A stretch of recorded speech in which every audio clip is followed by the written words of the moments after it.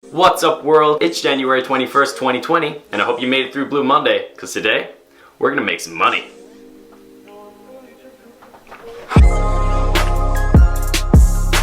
Welcome back to Riding the Bull, a series where my girlfriend and I are trying to put away $75,000 into savings and investments over the next 12 months. Anna is looking to save $23,000, which means I have to put away $1,000 each week for 52 weeks. A huge part of how I'm able to do this is through my YouTube ad revenue. Just kidding. It's by sticking to a smart budget and continuously investing into a dividend growth portfolio. Within my portfolio, the goal is not to gain money by timing the market and making capital gains, although this is nice. But my goal is to invest in companies that have a record of paying a growing dividend so that I can create a stream of passive income for myself. The second investment principle I'll be following is dollar cost averaging. So no matter what the market's doing, each week, you'll see me invest $1,000 in various trades. Before we look into my trades for this week, I want to take you through the budgeting method that Anna and I use, and also share some of the tools that help keep us on track. Anna and I tried a couple of different budgeting methods before settling on this one, which for me, completely changed how I look at spending and saving. This method has 8 categories, which might seem like a lot, but you'll see that there's actually only one number that I actively have to track throughout the month, which is what makes this budget work for me. By deducting my savings goals and my expenses from my income, I'm left with one single number, and that's my discretionary income budget. To determine your own discretionary income budget, I've included a link to a spreadsheet down below where you can control the percentage of your income you'd like to save and enter your own expenses so you can find out what your number is. For those of you who might currently be overspending, this can be a pretty scary thing to do because as you put in your expenses, you'll start to see that number creep up to and maybe even surpass your income. It's important to keep calm and list all of your expenses because having them all listed in one place shows you that your expenses are manageable and it can help you identify what areas of your life you can be spending less in. So pause this video, go download that sheet, and when you get back, we'll go through an example together.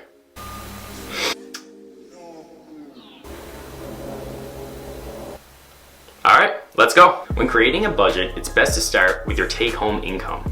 So the amount of your salary that you're actually taking home after taxes, what your dividends are paying out from your investments, maybe your side hustles are generating money, or any other stream of income that's paying you every single month. For our example, we'll go ahead and we'll use someone in Canada making $25 an hour. So your take-home salary is about $3,500 a month. Now what you want to do is decide how much of your income you want to put towards saving. A good place to start is around 20%. Once you determine how much you want to save, you'll be left with how much you can spend on your wants and your needs. With this number, I want you to deduct all of your monthly expenses. So these are things that are coming out of your account no matter what, like your rent, your heating, your gym membership, your Spotify account. Any of your monthly expenses should be deducted from that number. And what you're left with after you take away all these expenses is your number, your discretionary income budget. For me, this number ends up being about $300, which I can use for buying new clothes or saving money for a trip. But I also need to realize that this is the same budget I'll be using if I need to go to the dentist or pay for a prescription if I get sick. Because of this, what I try to do is leave any of my large wants purchases until the end of the month. Although this is what I aim to do, it's not always possible.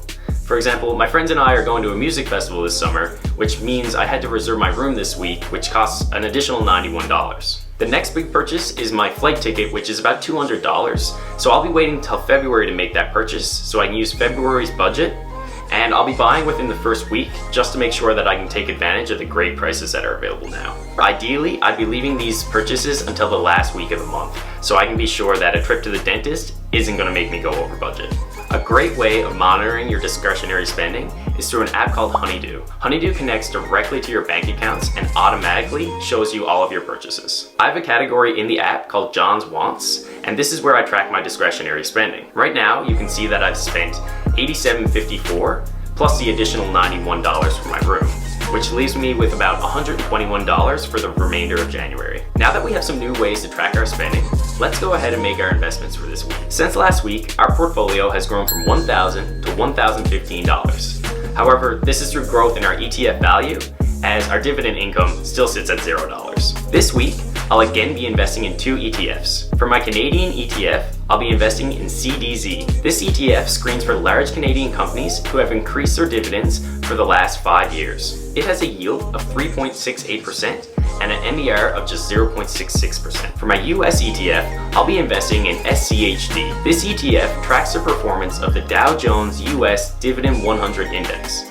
It has a dividend yield of 3.15% and an MER of just 0.07%. Now that we've made our purchases, it's time to deposit another $1,000 to be used in our next episode. While we wait a couple of days for this transfer to complete, take a look at your budget and determine what areas you can start to slim down your spending in. Also, let me know what your discretionary budget is and what you plan on using it for this month.